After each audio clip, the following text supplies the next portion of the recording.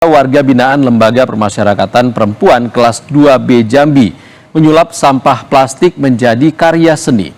Sampah plastik itu diolah menjadi bunga-bunga plastik yang cantik.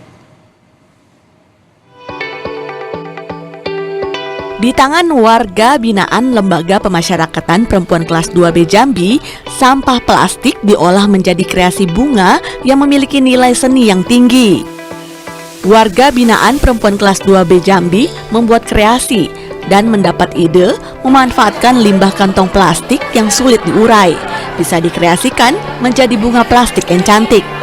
Pembuatan bunga plastik ini dilakukan secara otodidak. Sampai saat ini sudah ada sejumlah jenis bunga plastik yang dibuat, seperti jenis anggrek, meranti, dan bunga meja. Untuk harga bunga dijual bervariasi, mulai dari harga Rp40.000 sampai Rp500.000, tergantung model dan jenisnya. Warga binaan merasa senang dengan keterampilan yang diberikan dan bisa bekerja meskipun berada di dalam lapas. Awalnya dari ibu petugasnya itu mau lomba, terus kami sama-sama belajar, terus otodidak dan sampai sekarang berlanjut. Awalnya ada kesulitan untuk pembuatan.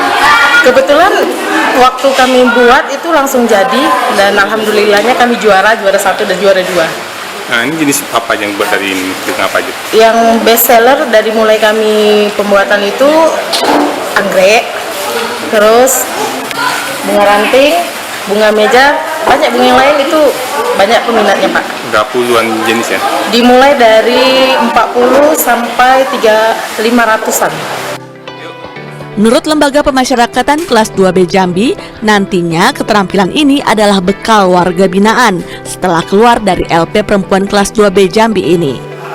Harapan kami selaku pembina di Lapas Perempuan Jambi ini, kami berharap dari hasil-hasil pembinaan yang kami berikan, pengetahuan dan kemampuan yang kami berikan kepada warga binaan kami ini, memberikan mereka bekal untuk mereka bisa nanti keluar dari Lapas Perempuan Jambi ini, bisa diterima kembali oleh masyarakat, oleh keluarganya, dengan mereka yang memiliki kemampuan dan juga kemampuan dan juga mungkin keahlian yang bisa mereka terapkan untuk kehidupan ke depan, bisa mendapat penghasilan, menghidupi diri mereka sendiri dan keluarga.